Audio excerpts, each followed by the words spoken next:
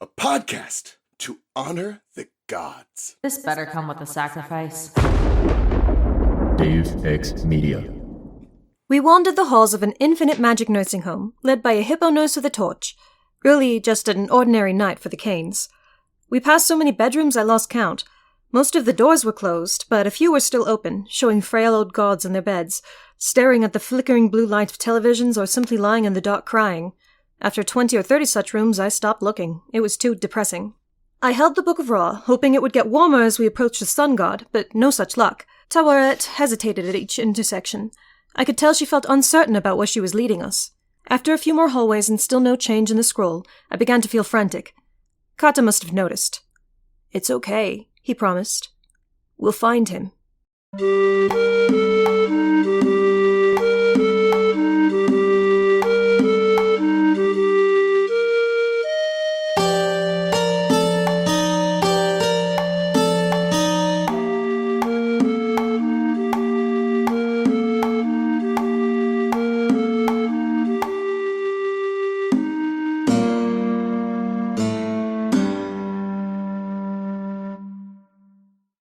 Welcome to Of the Eldest Gods, where we discuss Rick Riordan's roles as godly parents. I'm Raye, following the path of Geb. And I'm Charlie, following the path of Bast. And I'm Darien, following the path of Bast as well. Yay! Yay! Woo! I feel like this is an interesting one to have Bast people on for. That's And what we're gonna I was get into thinking it. about, yeah. A lot of feelings about the choices made in The this drama. chapter. Really. If I had known Tawaret before we started, I might have gone with her. I love her. Oh, she's so great. Yeah. I mean, okay, we can't spoil anything for Darien, but like, Darien, you know Hippo lady in Moon Knight, yes? Yes? Yeah, I am aware she's in Moon Knight. Cool. That's all you need to know. She's Yeah. still amazing. So Awesome. That makes me very happy. Yes. that's all you need to know. But Raye, you did know her from Moon Knight. Exactly. But I didn't... But you didn't watch that until we started this. Exactly. So I'm sorry. No, I like my Geb. I have a good time. But Tawaret, she's a good one. She's just wonderful. No complaints here about Tawaret. So Darien, how long has it even been? Yeah, it's been a minute. Let's see. Just a hot sec. You were definitely on for the last book. Yes. Can I find it in our schedule? We've had 6 seasons. 6 seasons in a movie. Sets a rendezvous. So like late in the last book. And late in this one. Oh, yeah, So- I realized I had asked for the wrong chapter. Yeah, that's what it I was. I had accidentally miscounted or mistyped when I was like, this chapter number, but I meant the next one, because it's You a wanted big the Bast Bast one. It's okay. I actually ended up on the Seaweed Brain episode covering that very next chapter section. So Well then. look at that. Look at the So through worked line. out, you know? You didn't want to do it twice, right? So No, this that way would have you got been to- repetitive. Exactly. You got to have opinions on like, ooh, what happens before that? And then That's true. Yeah. I was like, I'm totally prepared to discuss what's happening now. I literally just discussed what happening before. Heck yeah. How are you enjoying the Throne of Fire on this read? I mean, I know Oh. you're covering Egyptian stuff over on Muses right now. Oh, yeah. So It was funny. I mentioned it to DJ, and he's like, man, I can't even remember what happens in Throne of Fire. And I'm like, that's the one where they get Raw. And he's like, yeah, that's the only thing I remember in Throne of Fire. And I'm like, yes, fair, honestly. Although, by and large, we liked Throne of Fire more than Red Pyramid, because Red Pyramid is a lot of side quests. Just like a lot of like separate quest, little like mini quests, like side, all these things. And Throne of Fire is a lot more of a cohesive, like we're on an adventure that doesn't feel like we're just deviating. And even when they do side quests in this book, like it still is developing what's happening, like Sadie going to England and everything. It's like, oh, now we get to see the other god's perspective on their whole thing with Ra. Like, so it's still relevant. Yeah. Yeah. Now that we're almost done with this one, I guess what I would say is that I have like a strong tendency to prefer the setup shit.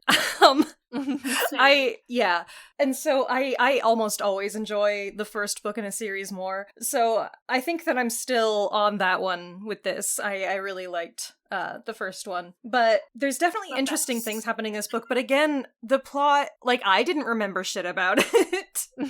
And I don't know how strong it is altogether. I'll have to see when we get to the end. I was gonna say, and you, as far as you know, you have not read the third one. Yeah, I may or may not have started it at some point. I definitely did not finish it, so.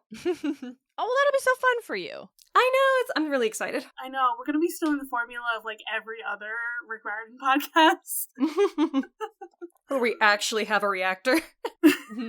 One person's read it, one person has it. Eventually, I think every podcast hits up against that because there are so many books and there are so many times where we, as younger readers, just eventually fell off of the Rick Riordan train, only to get back on at a later stop. Charlie is shaking their head because that would never happen to them. Yeah. Sad to say it. I'm just that person who just keeps going. Yep. Keeps chugging along. We would have had that have consistency. I eventually stopped. I fell off of the Trials of Apollo, but I picked those back up well before we'll ever touch them. And my brother read them very early on. And he did read the Throne of Fire, the Kane Chronicle books as we covered it. But we covered those books as we spend an episode talking about the whole book. Oh yeah. So that was a little different than he never read them, but it wasn't quite as. What do you think is going to happen next? I think Apollo's going to come and turn and take care of Apophis and as the Oracle of Delphi. You don't really think that? No, I have no idea what's going to happen. I can't even predict.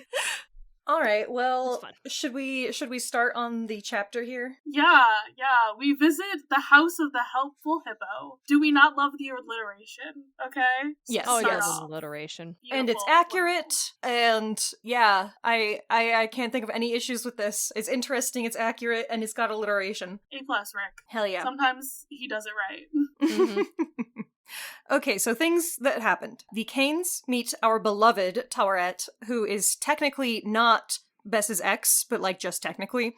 They find out that they need to speed up if they want to awaken Ra, but they have no idea where he is in this dang place. So Tawaret guides them about, and Bess explains that he's too ashamed to talk to her because she saved him from the dwarf wedding situation, and also he was really focused on Bast previously. So they do that for a while, and then a frog woman inspires Sadie to take a leap of faith, and she starts to read the spell to help find Ra, and they manage it before she fully sets on fire. Which was definitely a danger.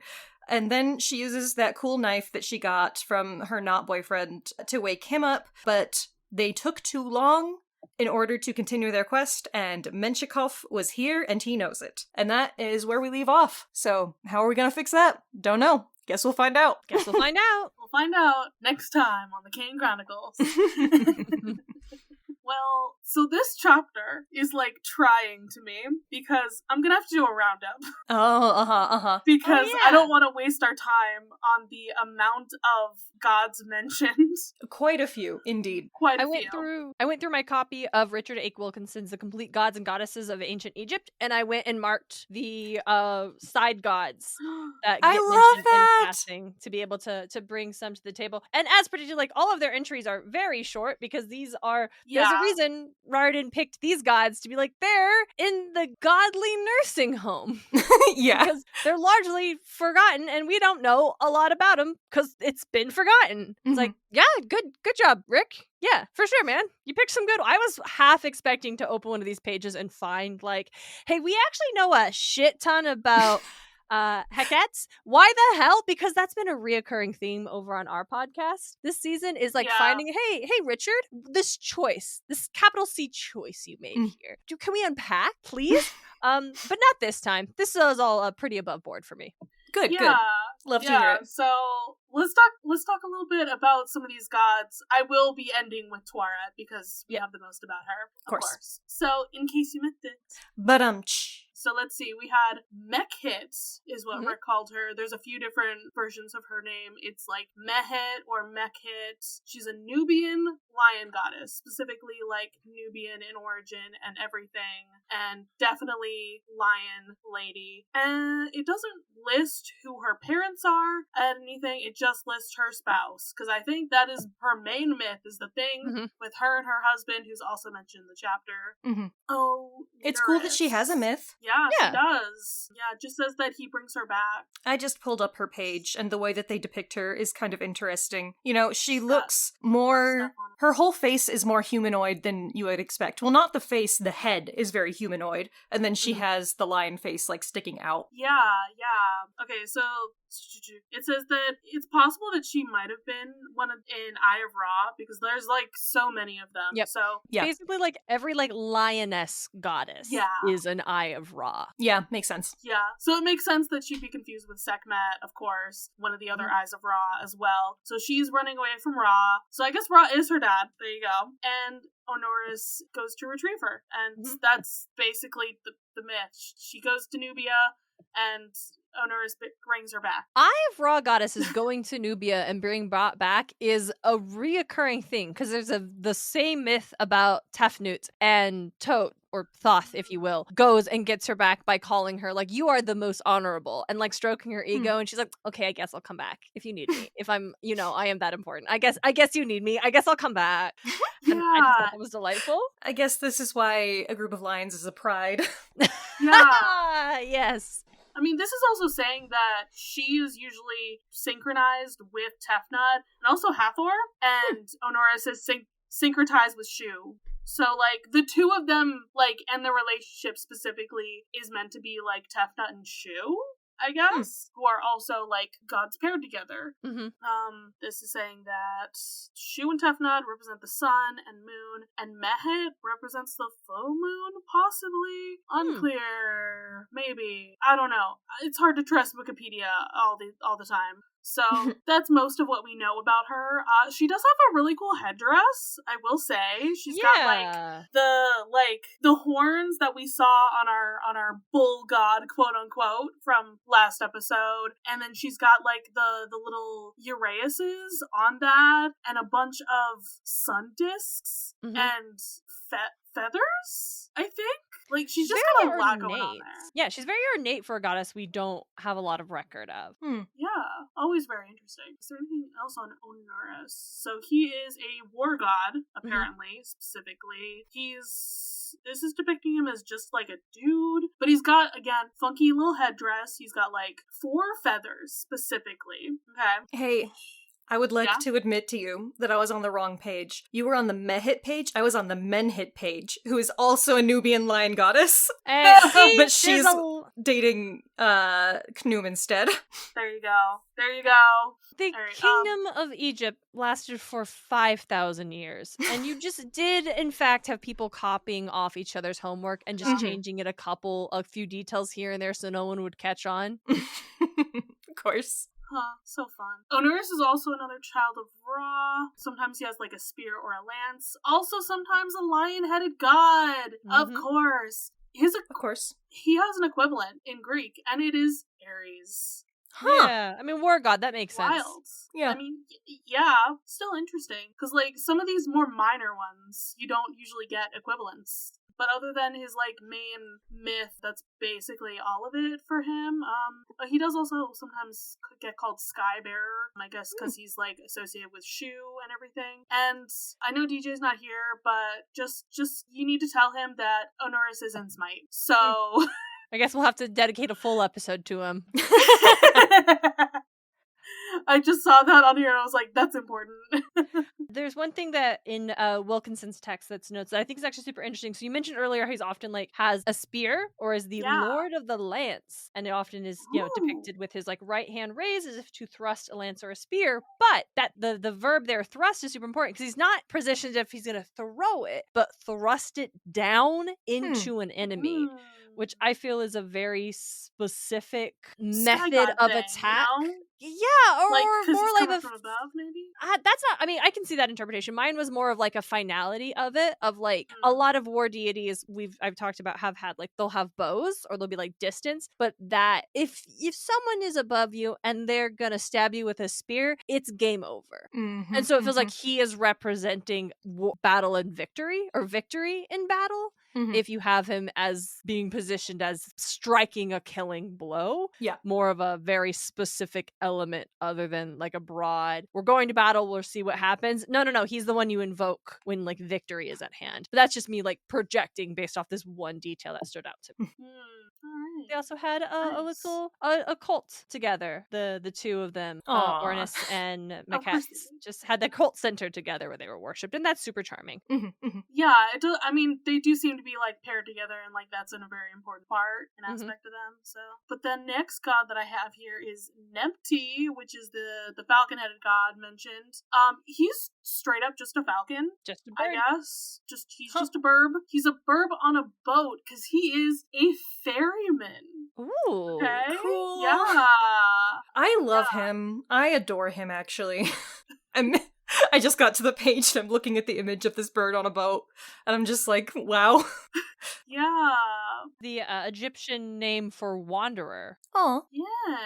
Although his cult One- was one who assimilated traveled. pretty early on into the god of Horus, which happens. A lot of goddesses are going to get symbolized into Isis. A lot of falcon gods get assimilated into Horus. It's it's the way of things. Yeah, I was just like looking at that. I'm like, oh, there's stuff about him and Horus. Of course there is, because falcons. Yeah, so He's mentioned in the pyramid texts and the coffin texts. Although he might be just like in connection to a couple other falcon gods. So yeah, Horus is just like his mom, just gobbling up other gods' gigs. Yeah, but also interesting, he does appear in the story of Horus and Set, the contendings of Horus and Set, I should say. That whole thing where Nempty gives Isis like a gold ring. There's like a lot of setup in what's going on here. She's like disguised as an old lady, he gives her a ring, and Because he wasn't supposed to let her across. yeah. Set was giving him some instructions, but he's doing his fairy job. Yeah, alright. I mean, And then they cut off his very- toes for punishment? That's so mean. That's No, he can't perch. He won't be able to ride on his boat anymore. That's fucked up. Yo, if you think that's mean, here's one I got for you that's preserved in the Ptolemaic period papyrus, Julahak, which is probably not how that pronounced, but I'll move past it, relates how at one point in time, the head of the cow goddess Hathor was cut off by Nempty, an act reminiscent of that perpetuated by Horus against Isis in the contendings of Horus Set. And then Nempty was flayed of his skin and flesh for his crime. Why? Which appears to be an etymological story explaining why the worshippers of Nempty in the 12th Upper Egyptian Nome constructed their cult in the image of silver, a metal associated with the bones of the gods, rather than the usual gold, which the flesh and skin of the gods was said to be forged. He got no flesh, he got no skin, he's only bones! That's so fucked And up. he's got no toes! If he has no toes and he has no skin, then he can't fly or perch. He's dead. No, he's dead. He's dead. Then he becomes Charon, the other ferryman. That's just sad. Why did we kill the cute little burb who's just chilling on his boat? On the one I cited, he did cut off Hathor's head. So it feels Yeah, like that one is- he has that is coming. rude. The other one feels like an overreaction, but this one I think is justified. So rude. I'm just gonna be mourning my little burb on a boat. They're very cute in this image. Anyway, I guess I'll move on to the next one, which is Hecate. She is important to me. Just look at her image. I cannot describe to you how exciting this was for me while reading the chapter, and you want to know why? Frog? No. But yes. But Cult of the Lamb has a variety of different of it has 4 different gods who they're called like the Old Faith, and one of them is like a forest guy named Leshy, so I know that one. I have that one. I don't know where the other 3 are from though, and one of them is a frog goddess named Hecate. So Hey, now I know. No! Hecate. I was like so excited. I cannot even. It's sometimes spelled with a Q or sometimes with a K, but she is a frog goddess, sometimes identified with Hathor. She's a fertility goddess related to the flooding of the Nile. And guess who her hubby is? It's Khnum, who we already talked about last chapter. Guy, and also sometimes Ra, which I think both of these are important to why she's in this chapter. Like, I have theories on, like, Rick was like, oh, I gotta have one of those, like, goddesses associated with Ra to help lead them, because who's closest to his heart. Come on, like that's very yeah, good. yeah. I see that. I do love her froggy face.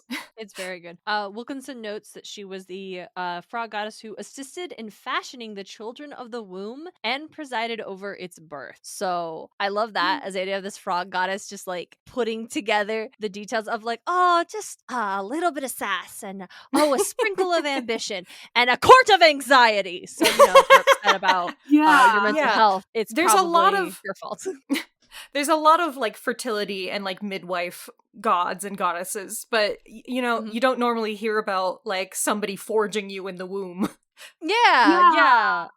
Apparently, around the 5th dynasty, there was a term, the term "servant of Heket" may have applied to midwives in Egyptian society. That's wonderful. The birthing process, which I love that very much. So good. We did talk about how it's very, very interesting when we were talking about Khnum and how he's a fertility god and how he's very important in like the creation of people. And I think it was like specifically he's also forming the people who are he like makes them and, like, out of clay. Yeah. So like the two of them specifically are working together in a lot of this to create people. It says she breathed life into the new body of Horus when he's born. Cool. And also associated with the resurrection of Osiris. That makes sense. Perhaps? Yeah. So according to the wiki, this isn't for sure. Oh yeah, that doesn't even have it doesn't even say citation needed. It says it has been proposed, and then the citation thing says by whom? Question mark. My favorite. Hey, whom? Where? Cite your goddamn source. But so somebody on Wikipedia said that they think that her name could be the origin of the name for Hecate. So, no. Which... Oh, no, absolutely not. Also, because the thing about the reason, no, because the names we use for the gods are their Greek names. We don't know what their Egyptian names were very, very rarely. And also, hieroglyphics don't depict vowels. So, like, no, probably not. No wonder there's no citations. They just came up with, I refuse. I bet they made that up. Oh, like, wait, maybe. There is another citation thing later on, because there's a thing about her name. Her name doesn't just mean frog, possibly like frog egg, maybe. But yeah, there's something about Middle Egyptian pronunciation of the name, and because of that, it's like proposed that it might be an origin for Hecate. There is a citation with that. Okay, well... So... I don't know. I highly doubt it. Seems like a stretch. One note I have on Wilkinson's text notes how temple representations tend to show her in that anthropomorphic form, body of a woman, head of a frog. But amulets of the goddess were usually zoomorphic, meaning it was a frog. You just have frog amulets. Oh god, I want a frog amulet. Oh my god. It says specifically frog amulets were probably worn by women during childbirth to ensure easy delivery. For sure. I love it. I love frog goddess, okay? Agreed. Y'all know I still need to play Hades 2 so that I can get my frog baby. My big frog. That was like the biggest draw for me in the trailer of that game. I remember that. We talked about it in a bonus episode of the Muses. It's now on the main feed. It is. I was like, we're taking 2 months off, so we're going to put some episodes out on the main feed. Hey! Hell yeah. Hades 2 just dropped as early access. What a great time to release these episodes. Timely. I know. I think I'm planning on literally just buying the game and then for the 5 days that I have off for Thanksgiving, because I'm not doing anything. I don't celebrate Thanksgiving. I think I'm just going to end up starting to play Hades 2. That's fantastic. I think that's just my plan. Alright, so that's Hecate, and that's most of what we have on her. Y'all want to talk about Tawaret, our girl. The best one of all. Alright, she's got a million different versions of her name. There's like Tawaret, Tort, Twat, Tart. It's just a lot of tarts. And then there's the ancient Greek is like Thoris, Taurus. So, yeah. And, yeah, she's a goddess of childbirth and fertility, and specifically protective goddess. Yep. And I definitely have mentioned this before, that, a bit about the Egyptian wands, because Tawaret is a hippo goddess, and the Egyptian wands are based off of these, like, ivory hippo tusks that were possibly used in a birthing process, potentially. So I'm like, that there's something going on there with Tawaret and magic and this, that I don't know. There's something, and my brain is not working right now. So Rick gave her clothes in the chapter. Here she is straight up tits out. Yeah. Literally. Every depiction I'm seeing here in this book is, as you said, tits out. Which, like, yeah, that makes sense. He gave her clothes, but also made a point to acknowledge that the clothes were barely functioning. But at least she had some, I guess. Yeah, you have to establish that the goddess is Instagram appropriate. That our heavily endowed goddess is Instagram appropriate. Barely Instagram appropriate. Rick, I have issues with how he described her in the chapter. As always. I definitely find it weird that he describes her as, like, looking like she's 9 months pregnant, and I'm like, okay, fertility. But then she explicitly states that she's not pregnant, and I'm like, it's the way that she's Carter just fat. is like, wait, so you're pregnant? And it's like, we didn't need this. No, and Sadie keeps calling her pregnant also, and it's like, guys, she's just fat. Leave her alone. Yeah, even after Tawaret's like, no, I'm not. But when she talks about, like, having the high heels, it's like, it feels like a pregnant hippo goddess shouldn't be running around in high heels. And it's like, she's not pregnant. And like, she's a hippo. Yes. They're big. She is specifically described as having a pregnant belly on this Wikipedia page. Huh. So I have questions. Yep. But I do just imagine her being like the y'all have seen, like, Madagascar, right? Like Gloria. Yeah. She's that, the big chunky hippo. Yeah. I am also imagining her like that. Just very nice looking, very chunky.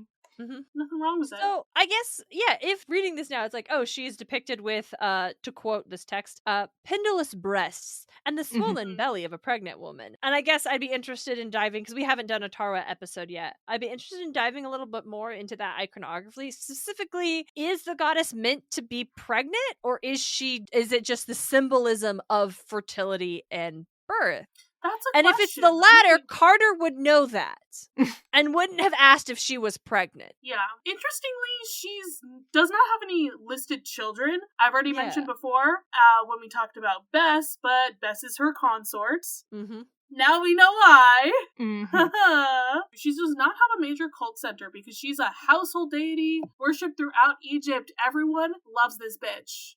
As we all should. Yeah. Like, she's... Bess's comment of, like, oh, like, Bastet was the most popular goddess among the common folk, and we just saw each other a lot. I'm like, you also would have seen Tawaret a lot. She's also a very popular goddess. Yes, Bastet had a festival in which they drank more wine than when they drank the entire rest of the year. And yes, that is a deep sign of a goddess's popularity when all the adults... And he's a party god. 700,000 adults roll up to get sloshed together. Yes, that does symbolize. But Tawaret is the goddess of childbirth, Bess. I think you're just a dick. So I'm a little anti-Bess in this chapter. Yeah, there's a lot going on here for Bess. But Tawaret, we've already sang her praises. Did you know her name kind of means she who is great or great one? Because she's the best. Wilkinson cites it as meaning specifically great female one. Amazing. I mean, she who is great, great female one. There you go. Yeah.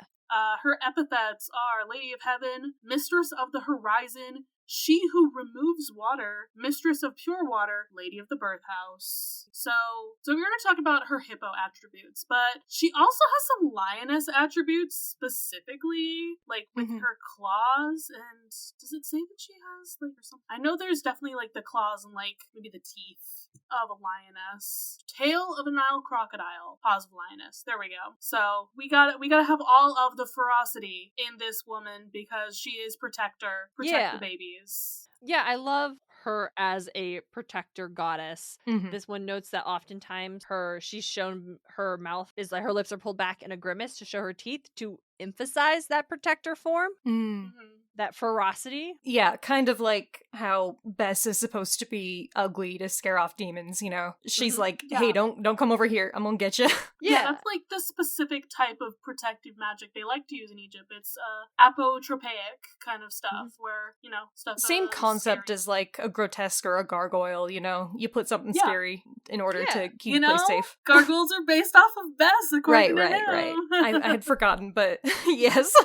So I'm looking at her mythology stuff, and there's some interesting things here. Like, upon the Eye of Ra's return to Egypt, she became a hippopotamus, so presumably Tawaret. So there might be some relationship there between her and the other ladies, the lionesses of the world. It makes sense because Tawaret also has like lioness attributes as well. Yeah, I was about to say, yeah, totally. But so when she becomes a hippo, that causes the flooding of the Nile, and so that might have something to do with her water associations. I was assuming that has something to do with the breaking of water during birth. Oh, yeah. Right. Yeah, but Mistress of Pure Water might have something to do with the Nile. And they were also saying, like, she has something to do with purity because she helps purify the dead. So when she brings you into this world, you know, she helps you through physical birth, but when she brings you into the afterlife, she purifies you so that you can pass safely. So she's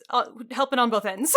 The thing about Egyptian mythology is that I swear to gods at this point, every single goddess is pulling double duty as whatever their like primary function of this physical world is, and also a protector goddess in the underworld. They protect the souls of the dead in the underworld, and also they help the souls of the dead in the underworld. And I'm like not mad about that. I think that's delightful, and the choice to have Tawaret protecting these forgotten deities in the Duat in this Egyptian underworld, I think is a very strong choice that Raye makes for his interpretation of this character. Yeah. I mean, ancient Egyptian mythology, let's be honest, it is the goth religion. It is right? There's so much going on with like the cyclical nature and like a lot of focus on death, but also rebirth and all of that. So like, of course they're all pulling double duty. It absolutely makes sense on all counts. Death is scary, and so it is deeply reassuring to have a belief that all of the gods that are a part of your daily lives in some fashion will be there for you specifically in death. Yeah, they're not going to abandon you just because you've left this world. Yes, exactly. Yeah. I was going to say, it's so interesting as opposed to Greek mythology, where we have the chthonic gods and we don't even want to talk about them. Like, keep them away from us. That is bad luck. We do not want to, you know, be involved with any of that. Exactly. But here, it's all connected, like you were kind of saying. I love how the Egyptians just aren't afraid to talk about it. Yes. Like, especially, and it's so important to their culture.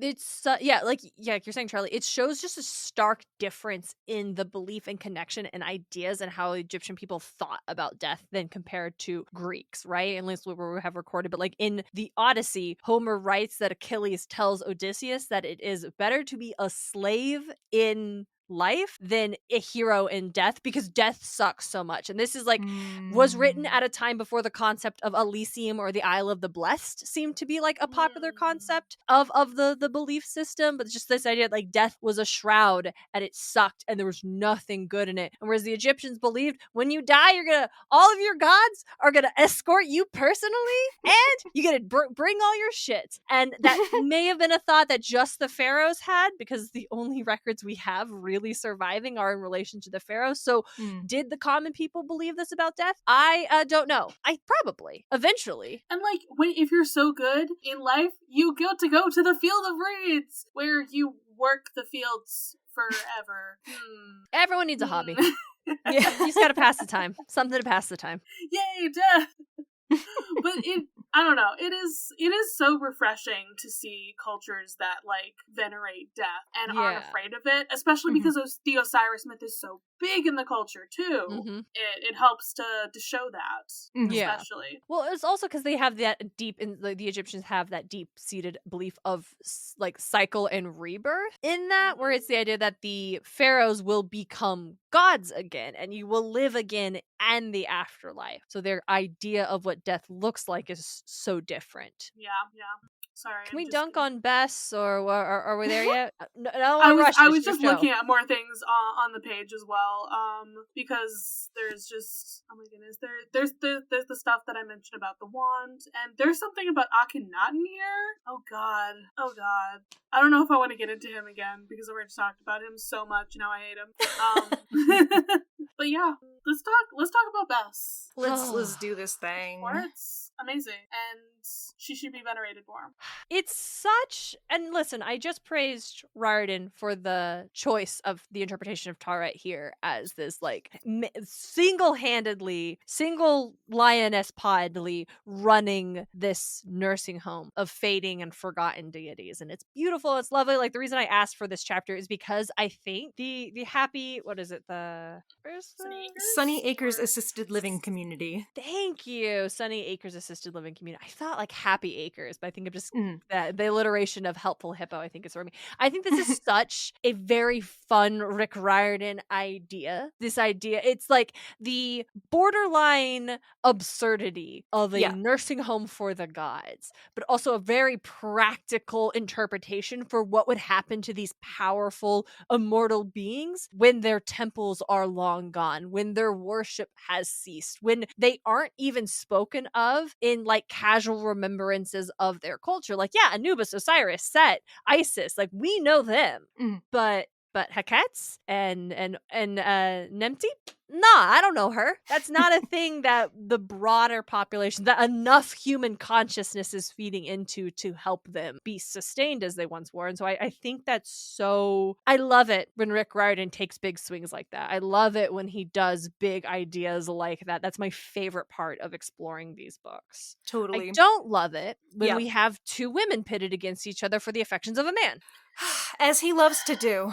And that's not even like, and it's so. This is the book of the love triangle, is it not? we have two of them. We do. Yeah. We have two of them, and it's not needed. I had so many complaints about the Rachel Annabeth situation, so you know how I feel about that. But I know we did that, and now we at least. And here's the crazy part of like Rachel and Annabeth have like active animosity towards one another, and Tawaret clearly has active animosity towards Bast. Well, then meanwhile we do have the Sadie Walt Anubis of it all. Walt and Anubis have like nothing, no beef. They're actually getting along. They're like there's that one point when Anubis is there with Walt, but it's like Walt can't really see him, and it's like what there's something going on there. They're like, but it's so frustrating for when it's the women. Obviously they hate each other, but when it's the dudes, well, that's fine. Men don't care like that, and it's. I don't think he means to do that, but sometimes.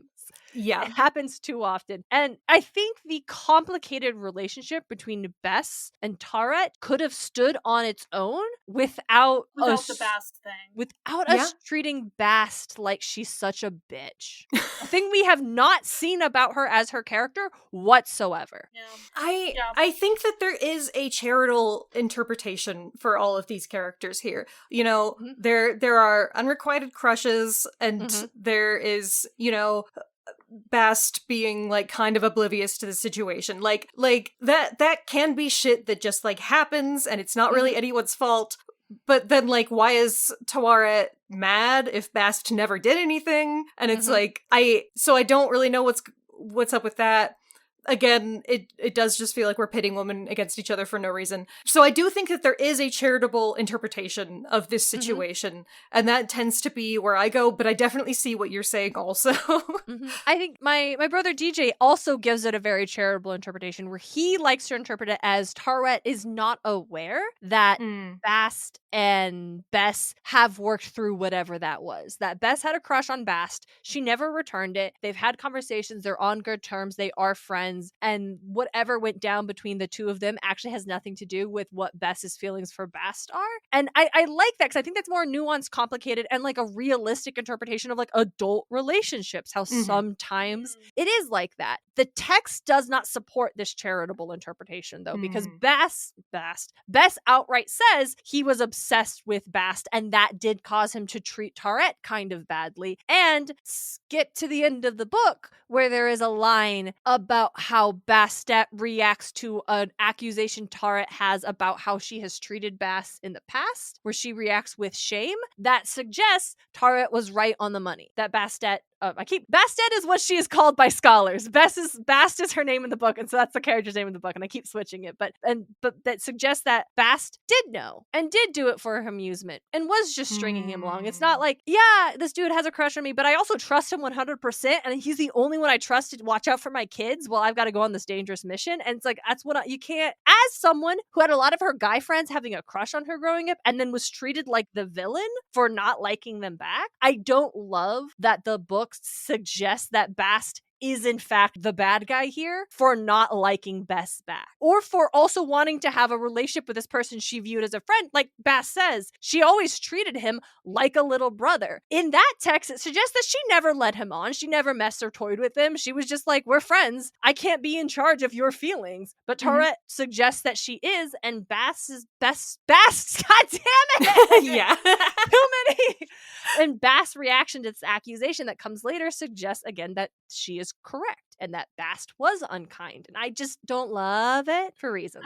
I almost want to interpret it as like Tawaret's like, why wouldn't you like Bess? Bess is the greatest. Like, come on, just open your eyes and like, he likes you, so why don't you like him back if he's not gonna be with me or something? Like, some weird justification in her brain.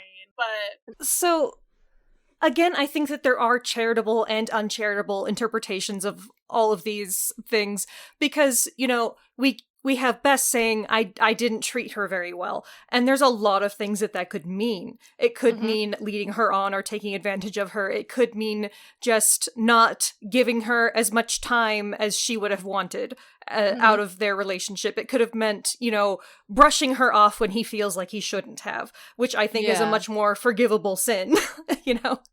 And so given what you're saying, we're not quite there yet, but I feel like this is a perfectly fine, like, not that spoilerish thing to talk about.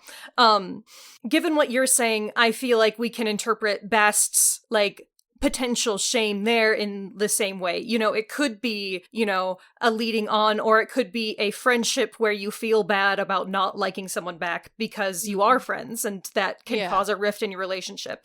It's like, I know this person's obsessed with me, but sorry, I have to friend zone you. Like, and like, they're both doing that to the other person. Yeah. Right, yeah, and I think that the qualm I have about it is the suggestion that Tawaret is in the right and Bast is in the wrong. No, I think that sucks. Almost communicating to readers that if someone has, especially to women, especially the girls who are reading this because they're goddesses who are dealing with this, that if a boy likes you and you don't like him back, but romantically, but you still want to be friends with him, then everything you do is just toying with that person, and it's not okay for you. Which is like, to be fair, that's a really complicated situation, and even adults, sometimes if you're like, we're buddies, oh, you have feelings for me, sometimes you have to put that on ice for a while they process that. But it just, at the baseline, like the surface level reading, is Bast is in the wrong because she didn't like Best back, which also thing that really does come back. Sorry, I doesn't know if they finished the books. I just had a thought. If you gender flipped the characters in this, like, trio, you could get an interpretation where Tawaret is the nice guys finish last type of deal. Yeah, that Sadie kind of literally says that. She's like, men, he's only going for Bast because she's pretty, where Tawaret is, like, the nice one. Hey, Sadie Kane, I would like to read to you the first text the first time when we're in Sadie's POV in this book and she thinks about Walt. Here's what she thinks about when she thinks about Walt. I wasn't at all interested in how handsome his face looked in the moonlight, or how muscular his muscular arms in that sleeveless tee. And then I want to just read to us when we see Anubis, when she thinks about Anubis later. It's in the same chapter. Oh, my sticky note fell out, but I I underlined it. She thinks about, I remembered Anubis as he'd appeared in New Orleans when we met face to face, a boy of 16 in a black leather and denim with tousled dark hair and gorgeous, sad, melted chocolate eyes. And then in the most recent episode of your podcast that came up at the time of recording, you clock how when Sadie's able to summon Walt, she thinks, oh, great, a spell for instant hot guy. For Sadie Kane, if we want to bash people for having physical attraction to attractive individuals, maybe you're not the one to give it to us. Tell Not a her reason off. you like either of these boys except for the fact they're pretty, which is not a bad reason to be interested in someone. But Sadie Kane, do not judge Bess for having the complicated hypocrisy feelings and being into the hot cat goddess. We're all into the hot cat goddess Sadie. Come on now. The hot cat goddess Sadie. Rereading this chapter, I was like just remembering what you said on Muses, and I was like, oh god, it's gonna happen. We're gonna have Darien calling Sadie out. I had to. I love it. And this time I even made a point to like, I didn't do Cite it your in mine. I made a point to go and find, like, no, hold on. I need to cite a source of exactly how Sadie thinks about these boys, which is not bad. This is not, to be clear, this is not me saying that Sadie thinking about how hot they are is wrong. It's me saying it's crazy for Rick Riordan to choose to have Sadie have men. Like, give us that, wow, men are only surface level thing. When like, hey, Rick, why does Sadie like Walt or Anubis? Yep. In the text, please. In the text. Yeah. Okay. So we've already talked about all of that. I'm on page 1 here. Okay. So you were talking about this. Yes.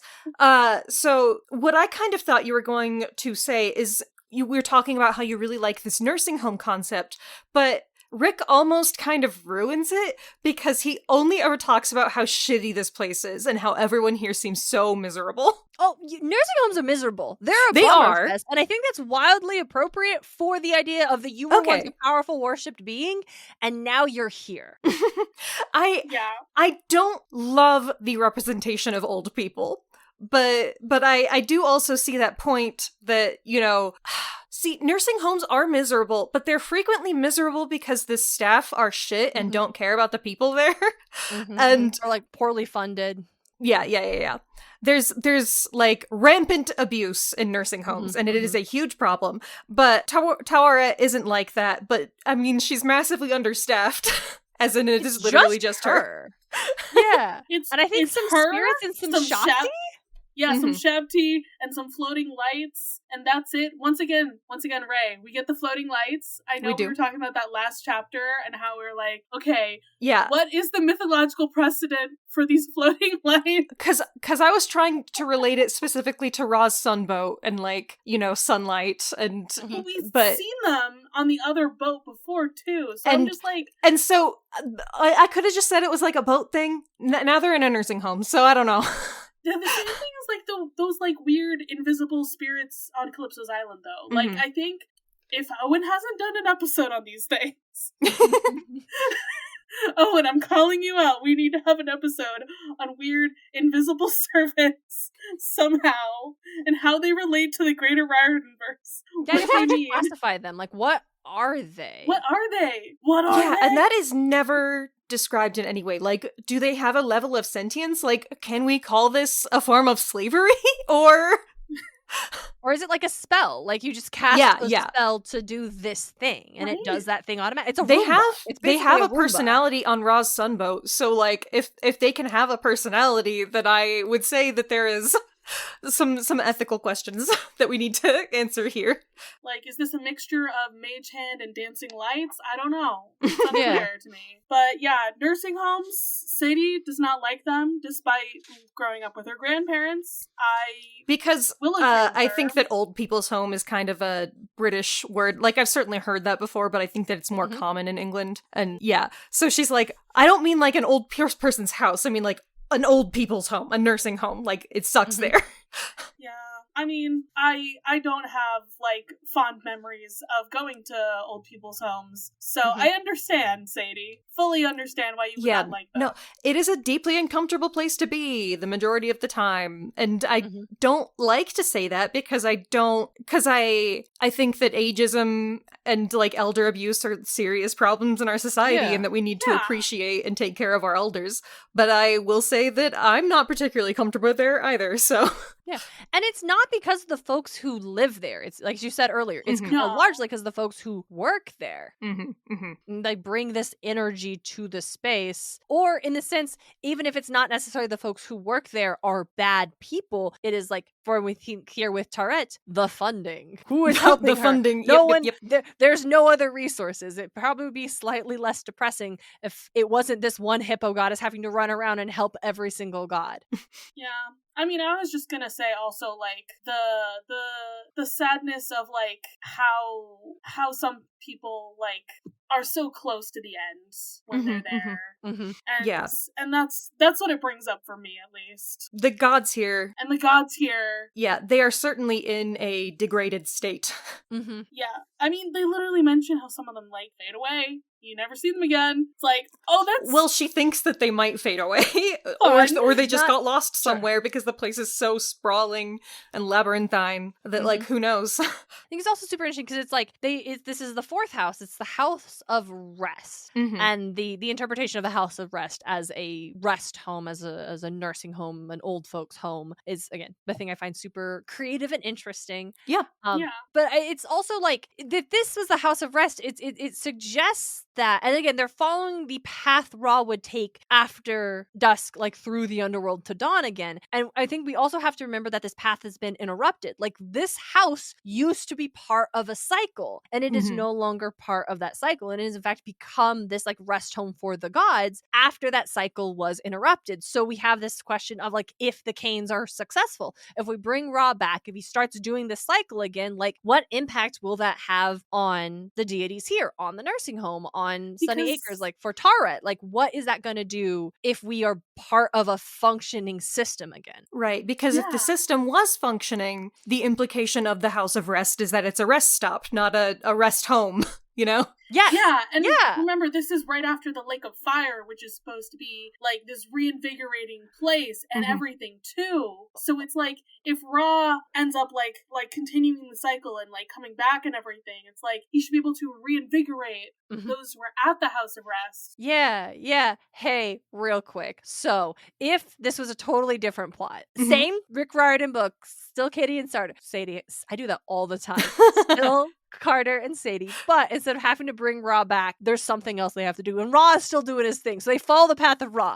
We end up at the House of Rest, and I'm just so inspired by what you just said earlier, right? Where it's a rest stop. It's a massive, like, Buc-ee's rest stop. Oh my god, off the interstate. Like, I just want to give that to you and the listeners. Just picture an ancient Egyptian rest stop, and, like, Sadie can get just, like, a massive Slurpee and some slim, like Egyptian Slim Jims. And I don't know who's running it now. I don't think it's Tawaret. I think it's someone else. It could be Tawaret. She could be, like, a diner waitress or something instead. Oh, like, oh my god, she'd be so cute. Yes. Oh my gosh. Yeah. It's a diner. And she runs it. She's not like the waitress. She is serving, but she runs this bitch. Yeah. Okay. Like, and she's serving, like, stacks of Tawaret's. pancakes. It's Tawaret's. And it's like a 50. Oh my god. So I just wanted to give that to everyone as a gift because I was delighted. And that's like, I'm so glad. That's amazing. I like it. I need it. That's where they refuel the boat or something. Yes. Like, you know. Yeah. Yeah. But things, that's fun. Things aren't fun, actually, as we find out they're on a deadline. Not just a deadline, they're on a very tight itinerary. And they are already running late. Yeah, so they're looking around at all these gods who are not looking great. They got hospital gowns, they got little bracelets with hieroglyphics on them and everything. And Bess sees who is at the counter, like, ahead of them, and goes to hide, like, in a plant. As you do. Was Bess waiting outside for them the whole time? He didn't scope around or did he just show up? Like, literally, he had just gotten there and saw, oh shit, the boat. Like, because Tawaret's hard to miss. So he definitely hasn't been inside this building, like... No. He's just like been chilling out like at the dock for forever, just waiting for them. I have to assume that he's just arrived, because otherwise, why would he not have started the search for Ra? Like, I feel like Bess is more reliable than that. Come on, Bess. Gotta be helping us out. So they get Tawaret's attention. She is asking if she can help them, and then she notices Bess. Yeah, we already talked about how she's described. She's so excited to see him. She got huge tits, and they are Carter barely noticed. covered, and we love that for her. She is rocking it. I want to make a comment, but I don't want to make everyone uncomfortable. Mommy milkers. Accurate. She's a birth goddess, okay? Yeah. Okay?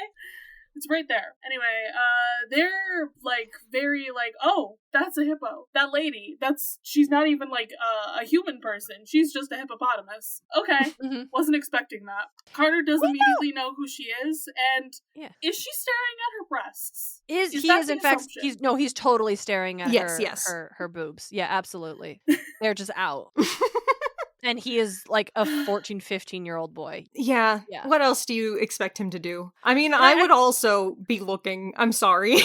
Yeah, and I don't think it's going to be in a creepy or lecherous way. I think he's just more just like, oh. Like, whoa, okay. Those like, are that's out. where my eye level is. Okay. Yeah. Need to look up. But hi, sorry. What? And he doesn't, it's not like, to Rick Riordan's credit, Carter doesn't do it again. It's not a thing we keep having to like get Carter's attention. It's just like, oh, okay. Hi.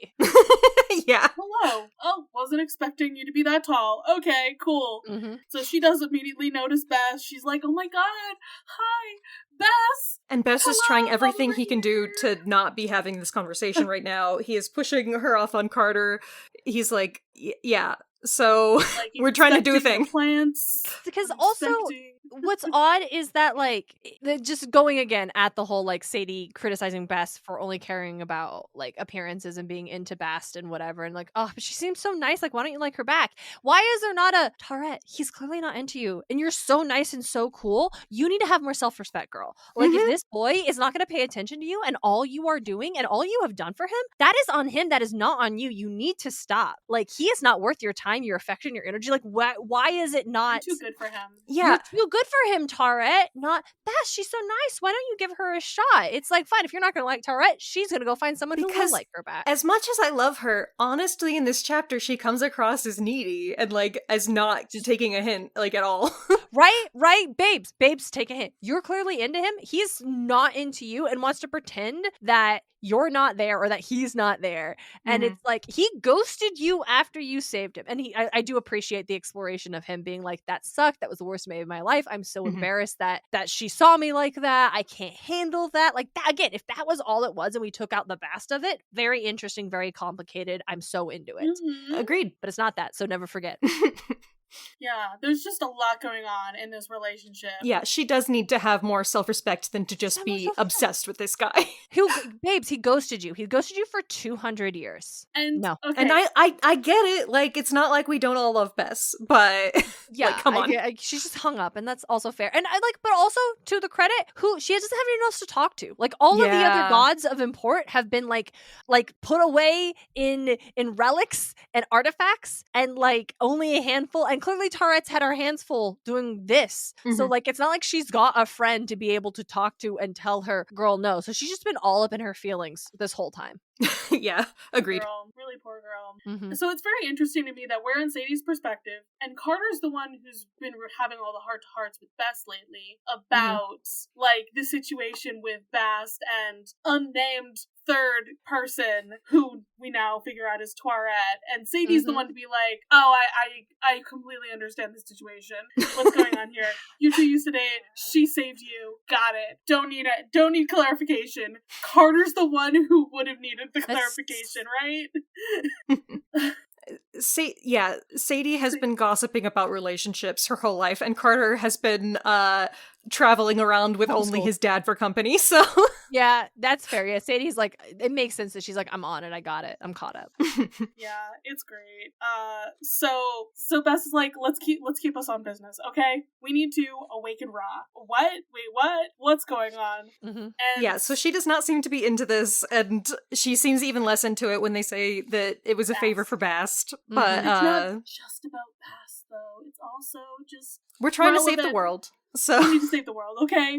Just let us do that. Fate of the world is at stake. To Tawaret's credit, like, with the evidence we've been presented, how many times has she encountered Bast going out of his way to do something for Bast? Like, how many times has she seen this play out over and over again? Because we're led to believe that that's the accurate interpretation of the situation. And so her being like, okay, hey, I think it's so interesting because she's not like, oh, you can't bring him back, it's impossible, or oh no, that would be bad for the godly structure of the universe, like Bobby and Neckbet are earlier, who are like, oh no, only the strong, he's too weak. Or like Horace being like, no, we should just run this show. She's more just like, it seems really dangerous for you kids to be doing. Do you have an adult guardian I can talk to? Who has put this in your hands? Okay, if you really think, and but she doesn't know these kids from Adam, so she asks Bess, like, be upfront with me. Like, do you actually think this is important? I'm just getting caught up, or are you only doing it because Bast thinks you should? Because if it's Bast, I don't trust that bitch, so I'm not gonna follow. But if it's legitimately a thing that you, a person I trust, thinks is important, I will get on board. Yeah, I understand her asking for that clarification, though. Like, I feel like that makes sense. Yeah, I wasn't into it while I was reading it, but the way that you are describing it, I like that better. No, it definitely reads as weird, but I'm like, that's, again, it could just be my interpretation, but it's like, I do feel like that's where it's coming from, where she's just like, I got instinct, it's crazy, but I trust you as my friend, as someone I know very well, so if you're, like, legit about this, yeah, I'll help you. So to kind of talk about something that isn't even in this chapter, once again, that I haven't even read, but if Bast has been kind of taking advantage of Bess, that actually makes a little bit of sense to me, because of her nature as a cat. Just, you know, her being a little bit selfish and a little bit unaware of, you know, the way that she affects other people kind of works for me. And so, and then that does make Tawaret seem a little bit better in this scene if, you know, she's like, she's taking advantage of you, and like, and that is a problem with her lack of like forethought about you as a person. Yeah. So I do think that there is definitely some interesting stuff there, but we should move on. Yeah, so you know how Rick loves a time crunch? We already had does love an artificial time crunch to, like, increase the stakes. He's made it so much worse. And, like, bro, why? First, the sundial. So it is now the 5th hour, even though we're in the 4th house. What? That's weird, but, like, time goes by whatever way in the real world compared to here. So I hate that. I wish it was just, I don't like, I think that's a general thing. Not even just here. I, as a reader, don't like it when it's, oh, time works differently here in our magical world versus the real world, just so we can, like, expedite that you don't know what's going on. And, like, if you're in Fairyland, fine. That one's fine. I'll give you that. But, like, it's so often just anytime we drop our mortal characters in a magical world that we're just going to fuss around with time for stakes. But, like, here, especially here, where it's like we're going through the hours after sunset and we are following the path of the sun. Like, there is no reason why it could not have just been this is the passage of time and we're running behind. Like, it literally just could have been like, it takes a long time and we're running behind and we're losing time. We just do that to set up the next chapter. Darien, I understand your about this, but, like, this is Fairyland for the Egyptians. I won't know. So, I won't give you that. It's just, it's not. It's the afterlife for sure. But, like, my very specific thing is that you're following the path of the sun and chunks of hours and chunks of time. The chunks like, there of is hours no reason. Thing, yeah. If you were just in the duat, like, in general, sure, fine, absolutely. Whatever. Play with time, whatever. But, like, I do think, like, with once you reach the house, I don't think time should be moving anymore until you leave the house. You know, like, the in between. Well, see, I think it should be moving, but it just should be regular time. Like, like regular time. Not surprised. You lost 3 hours, bitches. It kind of works for me, but I understand the complaint. But I kind of like the thing where like certain houses have to be entered and exited at certain times. Yeah, I like that. Yeah. And I don't mind that time like dilates and is weird here, but yeah. But I do understand that it can be quite frustrating. Annoyed. Yeah. Especially given that this is, a time-based location. I want to know why he chose the 8th one.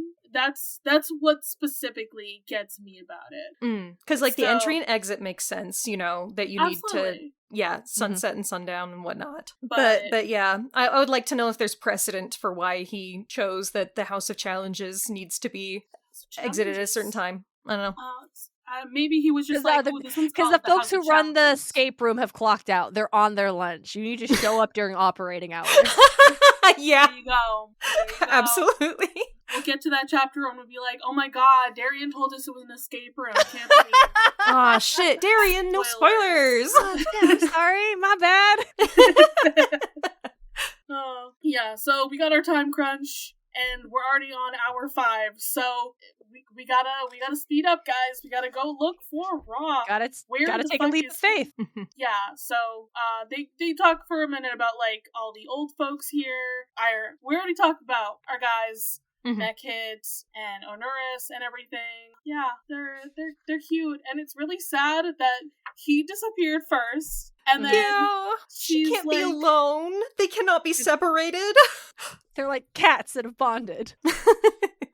And now she can't even remember her own name, and it's rough. It's sad. Someone needs to get her a ball of yarn to play with. Yeah, she needs some enrichment. Exactly. All of these gods need some enrichment, like very clearly. They're just kind of wandering around and not having anything to do. Mm-hmm. Yeah, poor guys. Deeply troubling. And of course, we have to be like, Tawaret, how can you work here? Like, it's so much with all these like poor gods. Just like someone has to do it.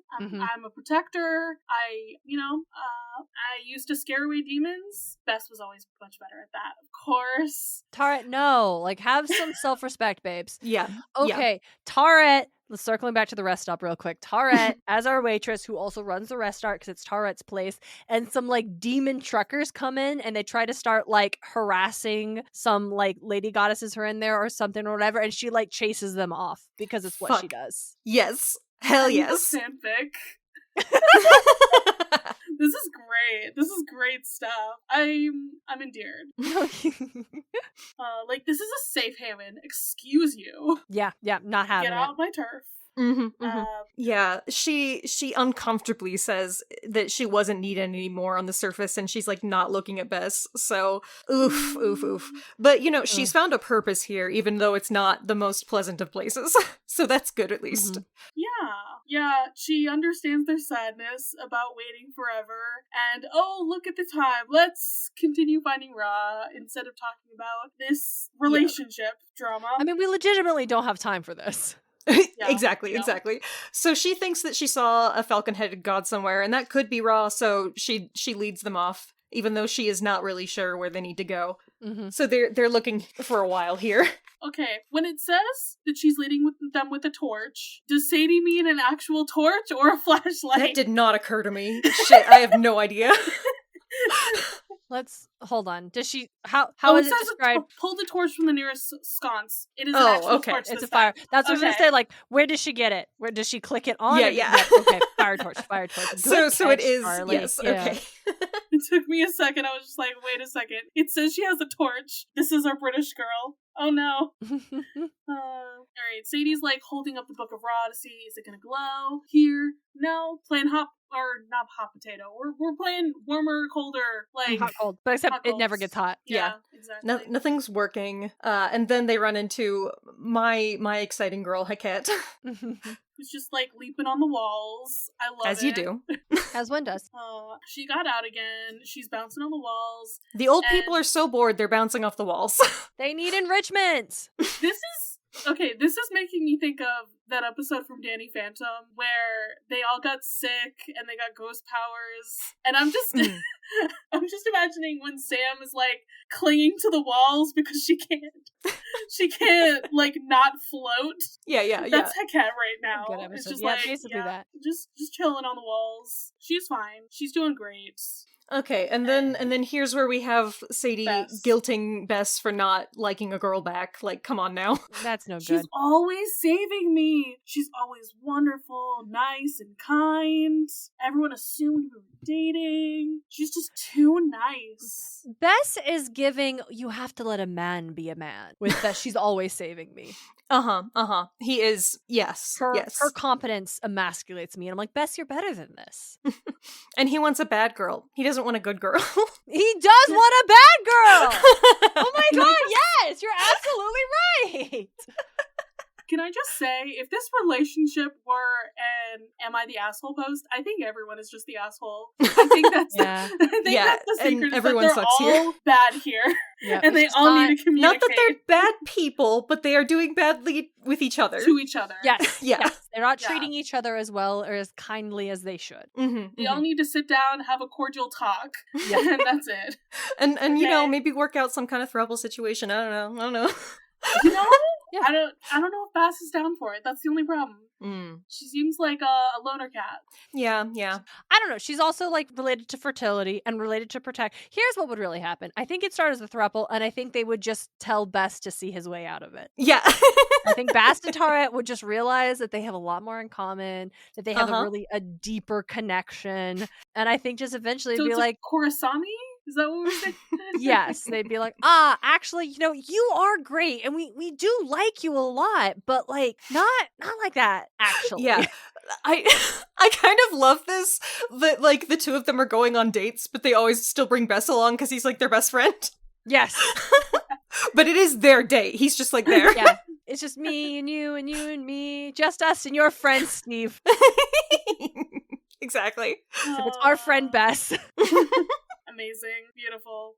Yeah, so we get the whole she saved him in Russia, and it makes him uncomfortable. He's ashamed, and he is traumatized by that. Mm-hmm. So every time he looks at her, he's like, oh, trauma. Yeah. Trauma. Yeah. And that would go away if you spent more time with her, so if this relationship is important to you, then that's something that you need to invest in. But he's just trying to move on and not deal with that. Yeah. And it also sounds like if it was just this, it's a totally like different thing, but it sounds like he's been like ghosting Tawaret for thousands of years. Yeah, yes, that too. Yeah. But he like, calls so on he her does for mention that help, they have so- been on a couple of dates. And Yes, they went out for a while, and he just totally like stopped calling her back, I bet. Yeah, that's what it kind of seems like, and that's kind of cowardly. And so because of that baggage, and then the embarrassing and shameful, like, she saw me like the worst thing that happened in my life, and she had to save me from that. Yeah, it's a combination of these things. And to Bess's credit, he does recognize he hasn't treated her well. And he does recognize that she is not actually the problem. It's all his issues and stuff, and the stuff he has not processed and worked through. But nor has he, like, seemingly had a conversation with Tawaret about that baggage. Right. I feel like if he had, Tawaret would be coming on way less strong. He's acknowledged it for himself, but he hasn't done anything to change his behavior or to make that clear to her. Yeah. So, Frog Lady jumping off the walls. Tawaret is able to get her down, but, she's still going off about, like, this leap of faith. She's like, here's my priestess! You must tell them that I'm coming, okay? Tell them to get started without me. Yeah, man. So this is actually very sweet to me. In case anybody is wondering, this is the appropriate reaction to someone with dementia. I had wondered. If they think that you are someone, yes. If they are insisting that they are in a certain time period, you agree with them. You do not try to, like, recenter them or whatever they used to call it, because that is only going to be distressing to them. You are going to help a person a lot more by meeting them where they are at. So Sadie has had the appropriate reaction here, and I am honestly very heartwarmed that, she's Like, that seems to comfort her, and then she's like, okay, now I can rest, now that I've made sure that everybody knows that I'm coming later. Mm-hmm. Yeah. So that's when Sadie's like, this is what I needed. Rain Start blast. without me. Mm-hmm. Leap of faith. Yeah. Alright, so we gotta start reading the spell, and then it will lead them to Ra, but if they don't find him, it'll backfire into Sadie's face. Literally. Yes. Yay! Don't worry about it. We're gonna do it, okay? And everybody's like, oh dear, that sounds scary, but nobody else has any ideas. And she starts smoking when she's reading it, but the smoke also leads them to Ra. Mm-hmm. So, like, there's a lot of distressing stuff happening here. Yeah, there sure is. Like, it's getting uncomfortable to even hold this thing. She's getting warmer and warmer. She's starting to sweat. I mean, it makes sense. He's the sun god, okay? There's gonna be a lot of fire involved here. So, Tawaret's like, oh, she's leading Sadie down. This looks familiar. This might be where he is. I don't know. Right. Because we established last time, like, how difficult this reading is, and she is trying to walk and read at the same time, so Tawaret is leading her by the arm, and I also find that very charming, you know? Yeah. Tawaret's great. Yeah. And then they come upon his room. The room of the oldest man ever in existence. We thought we'd seen the oldest person ever when we saw Vulture Goddess, but no. This is the oldest person ever. He's like a mummy, literally. Which makes sense. Ra is like in the universe that Rick Riordan is presenting to us in Egyptian theology. Ra is the oldest, the first to rise out of the primordial chaos waters. Yep, that's him. Oldest guy ever.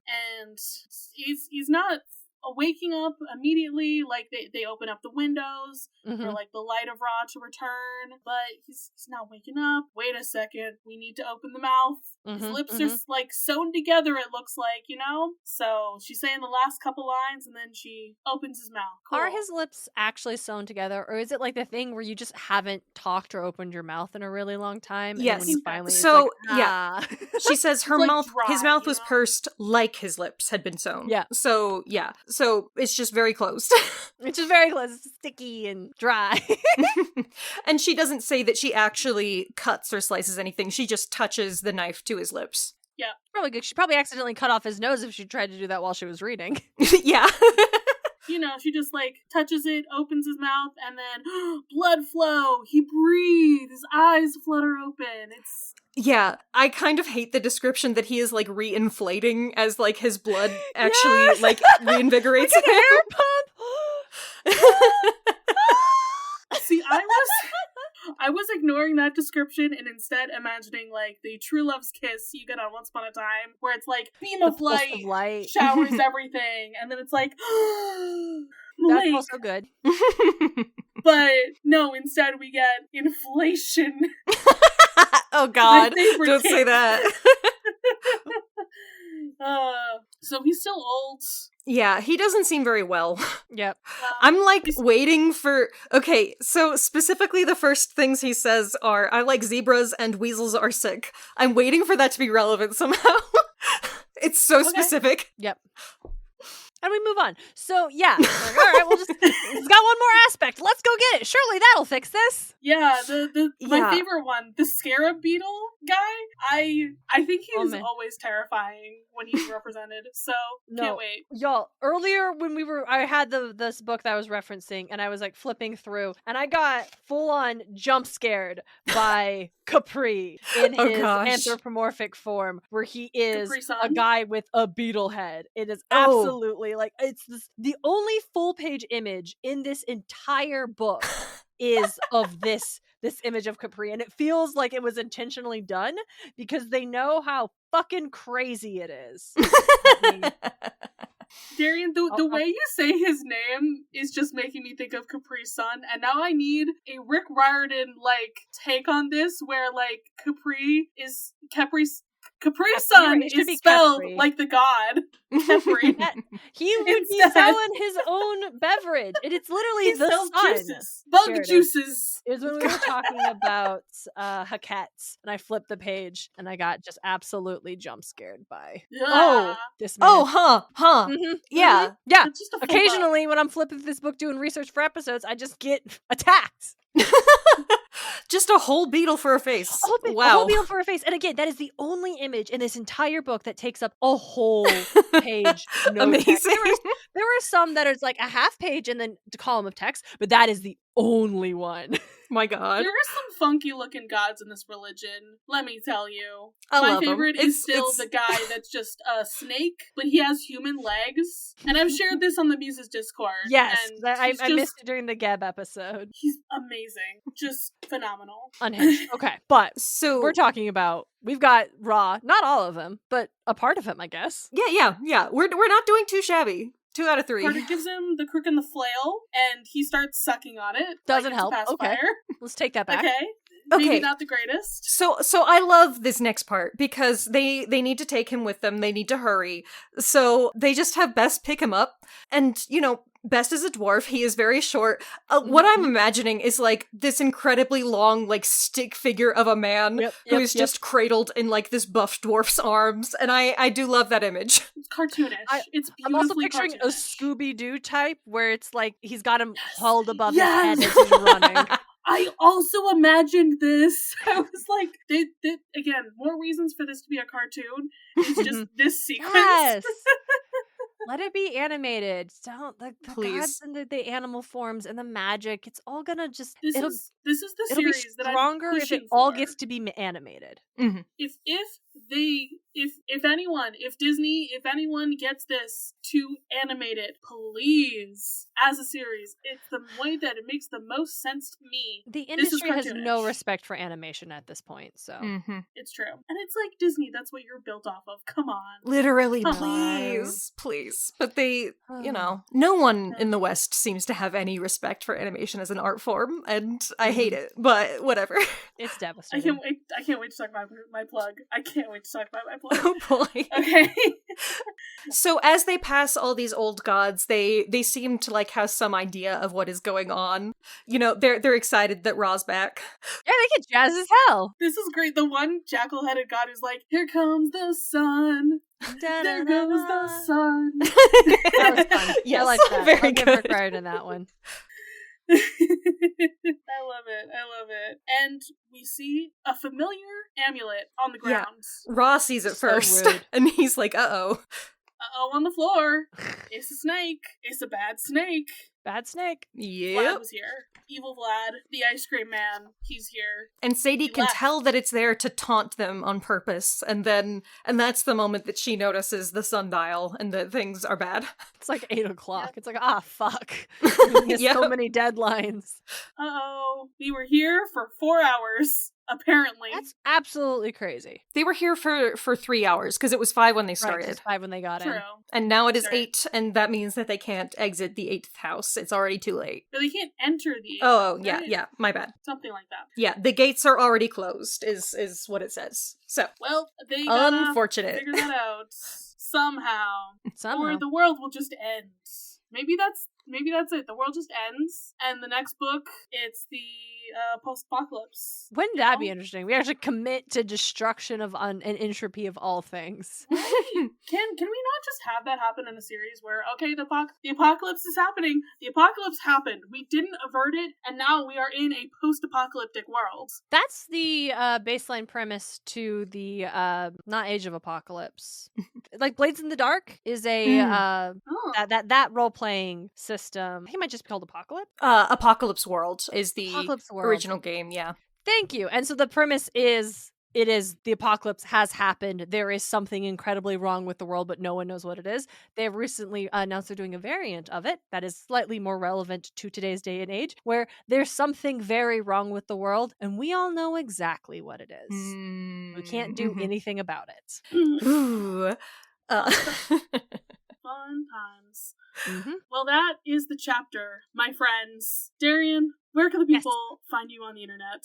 What do you do? Tell them all of the many things. I do podcasts. I do mini podcasts. If you liked the many times I referenced my brother, you can listen to both of us over on Muses Mythology, where we are currently talking in depth about the Egyptian myths. And that has been very fun and has caused us to question Rick Riordan's capital C choices on more than one occasion. If you're like, that's cool, but I've already got my mythology podcast. What else you got for me? Well, if you liked the Aragon books or have ever wanted to read them by Christopher Paolini, I have a podcast I do called Aragon and Back Again, where me and my best friend Lucia Hart discuss the inheritance cycle chapter by chapter. And that was very fun, just from the perspective of adult queer writers. And if you're like, that's all well and good, but I really liked it when you kind of lost your mind over random things periodically. Well, you're in luck, because that's the only thing I do over on the Bad Moons Orbit, where my buddy Dalton Montgomery tells me all about Warhammer Age of Sigmar. Those are all available on your favorite podcasting apps. Incredible. I love it all. Thank you.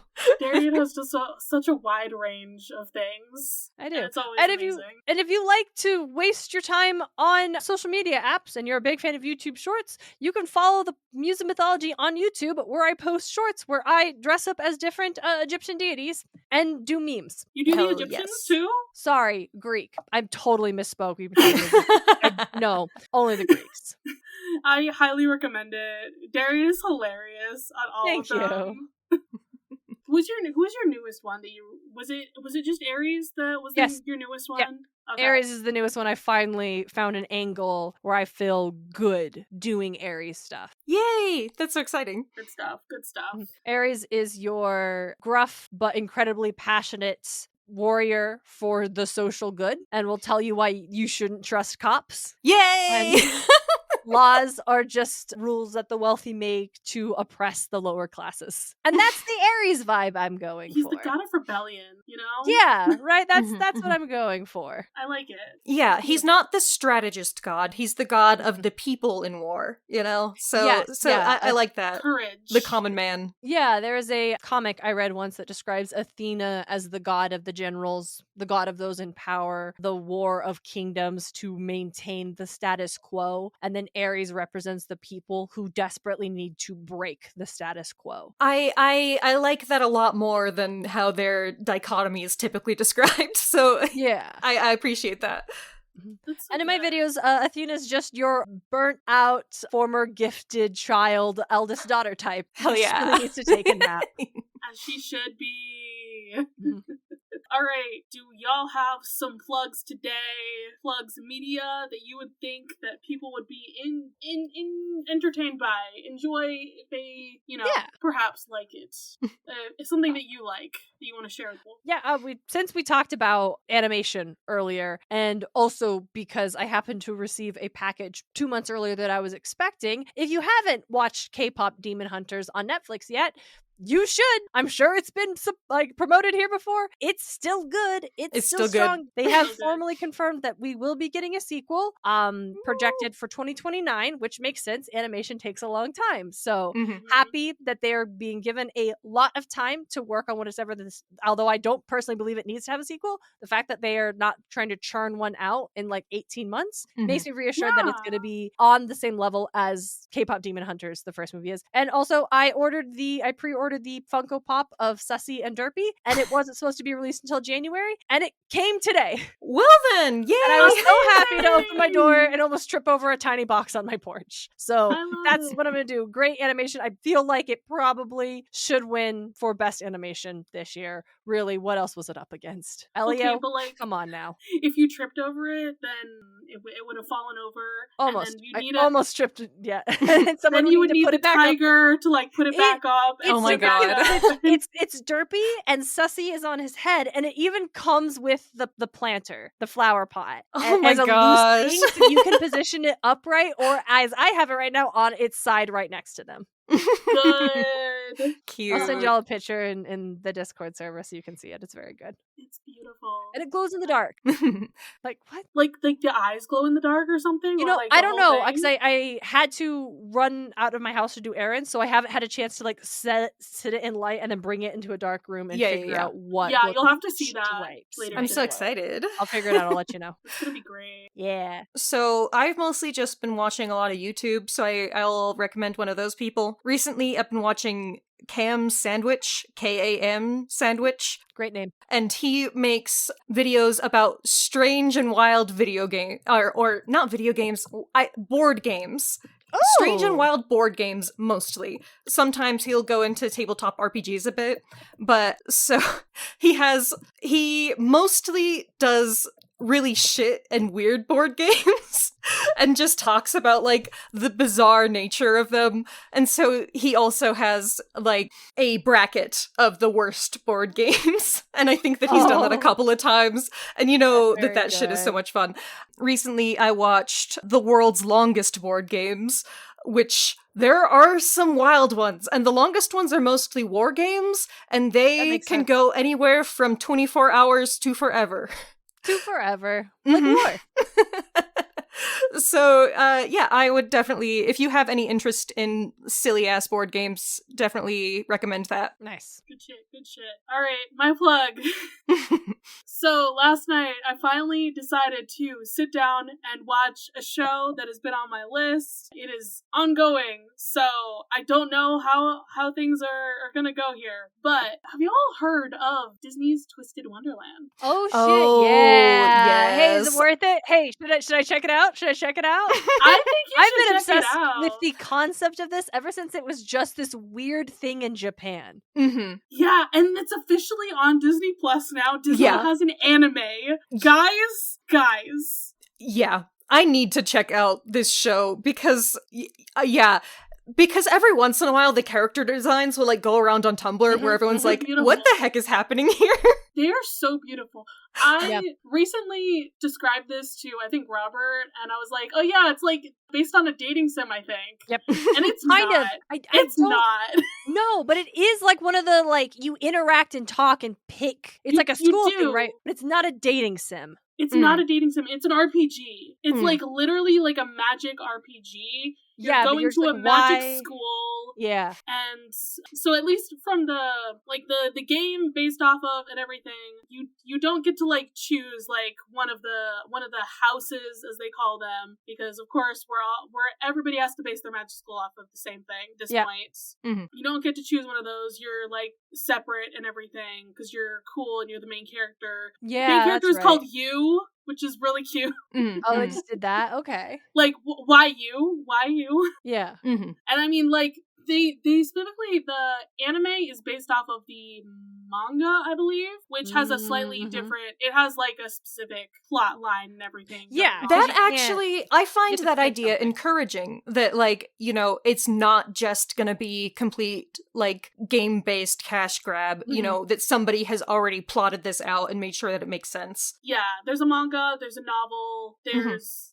there's the game and everything. It's and like, so yes. What were you saying, Darien? I was gonna say, it's like the Alice in the Country of Hearts, which is an Alice in Wonderland dating sim game specifically, but they made manga adaptations of that, and so every single, like, there's a bunch of different ones, and they all follow the path of if you as Alice choose to romance a certain character. Ooh. That's the main way I interacted with this 10 years ago when I worked at Hastings. And so like, yeah, it's like, here's the game, and you have options, but if we want to adapt that, we have to pick a plot. And so I'm very happy to learn that someone has already picked the plot.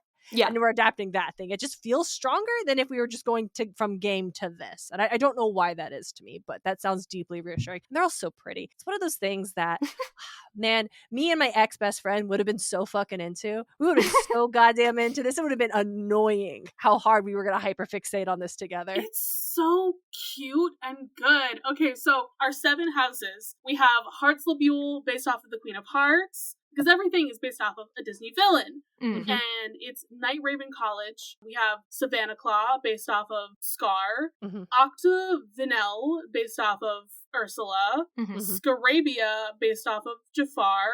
Pomfiore based off of evil queen. Oh. Igni Hyde, Apple. based off of Hercules. Or not Hercules, Hades. Hades. In Mhm, Hercules. Diasomnia, based off of Maleficent. And then the main character just ends up in Ramshackle, which I'm pretty sure some of the dorm aspects are kind of based off of Mickey. And in the show, the dorm is also haunted. And in the show, at least, from what I've seen, the ghost haunting it look like the Haunted Mansion ghosts. Oh my gosh. Well, you got me there. I need. It looks like the three hitchhiking ghosts. Yeah. But like anime-ified. I have to let me see this. The boys. Let me look at the boys. I already know which of like these boys might be like my favorite visually, and I like the they have like specific names for like the leader, the house warden, Pomfiore. I really like his hair. His name is Vil. He's got like the like ombre like hair, like blonde, and then it goes to pink, and I don't know, he's just super cute. Okay, I'm like obsessed with how he looks. Amazing. And that's very telling because they're the ones who are also obsessed with how they look. So I'm like, you got dolled up today, okay? All right. So yeah, this guy just like ends up there, and it's kind of isekai. My goodness, there is so much going on here. Normal guy isekai into this magical world. I've never known that it was a school setting, so I've learned a lot actually. I definitely assumed the main character was going to be a girl. Honestly, no, that's why it's so funnier that it's like, oh, I thought it was a dating sim. Oh, it's a gay dating sim because it's all boys. Everyone is a boy. Wow. Incredible. All right. You better release us from this mortal coil before we go on. Before we become the ghosts in Ramshackle. Yeah, I'm gonna release you. Get the fuck out of my house of rest. Like, you brought Raw back, and now Tawaret needs to live her, like, diner, like, dreams, okay? We're no longer gonna be a sad nursing home with all these gods fading away. We gotta bring some life back. The old people are still Let's here. go. They're just sitting at the dining tables, like, having a good time and, like, chatting. Like the old ladies with blue hair who get together every Sunday morning, Yes, exactly. And scrambled eggs with no salt. Yeah. Okay. All right. Bye, everybody. Bye-bye. Take care.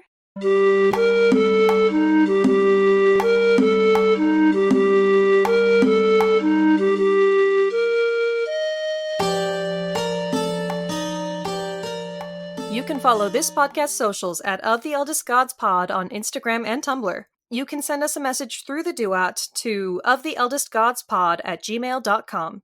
If you'd like to support us financially, join us at patreon.com/oftheeldestgods. By becoming a patron, you can join the Deus Ex Media Discord server, where you'll be able to chat with us and other listeners about the Riordanverse or whatever else. Our $5 patron tier also gets you access to Against All Odds, our monthly bonus show. There, we'll talk about a wide variety of topics, which usually have something to do with mythology, no promises. You can check out our merch store on Redbubble to find custom designs made by Charlie. Or if you cannot or do not want to support us financially, we'd really appreciate a rating, a review, or letting your friends and followers know how much you love the podcast. That really helps. If you want to hear more from me, Raye, check out Barbie Movie Slap, a podcast where my co-host Ted and I discuss Barbie's cinematic universe. That podcast's Twitter is at Barbie Slaps. You can follow me, Charlie, at GreenPixie12 on most platforms. I also have an art Instagram at GreenPixieDraws. You can also hear my voice on 2 other podcasts. I co-host another podcast on the network with the meme maker Robert called The Bits, where we talk about the Cartoon Network show Steven Universe. I also co-host a non-network podcast with my buddy Ethan called Mysteries in the Machine, where we talk about all things Scooby-Doo. Our music was created and produced by Isabel Strauss-Riggs. You can find Isabel at Kane I, that's I is in the body part, on Instagram and Twitter. She also currently makes video essays on the YouTube channel Kane I. Feel free to message her about making music for your project or editing your podcast. Of the Eldest Gods is based on the series by Rick Riordan. Right now we are discussing The Kane Chronicles. Remember to follow us on your favorite podcatcher and meet us back here every Thursday. I'm Christina Kahn. And I'm Leela Hilton. And this is Burn Before Reading, the podcast about shiterature. We're here to examine the terrible writing we did when we were younger. Like that school project you were really proud of. Or that poem you wrote when you got dumped. Well, how about that apology letter you wrote to your mom when you got into that fight? Or the song you recorded before you knew how to write music. Okay, don't at me. And we're here to talk about other cringy literary topics along the way. Like the Library of Alexandria. And Dewey Decimal. His name was Melville Dewey. Oh, well, do we want to get the clips rolling? I don't think I ever recovered from this in terms of being cool. Why did I say any of this? I do like the drama. So there is actually quite a bit to unpack here. Oh, all this drama was so addictive as a teenager. There's no punctuation to it. I'll start with that. I actually have no memory of this. There were so many lies that I was telling. It's not terrible. No one really taught me how to write a good short story. That was a journey. Listen to Burn Before Reading every Wednesday, wherever pods are cast.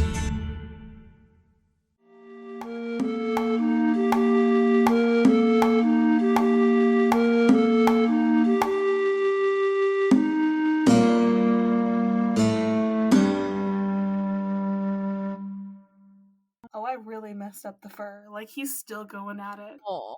I'm sorry I picked you up for 2 seconds to be like, look at my cute cat. I have the cutest baby. He's a very cute baby. My roommates will ruffle the shit out of Riddlebones and just pet her entirely backwards. Mm-hmm. And she just lives like that. She's fine. Pigeon, he has a little white spot on his back that they'll mess with, and then he has to fix it. It's very important. He gets so distressed. Dave X Media.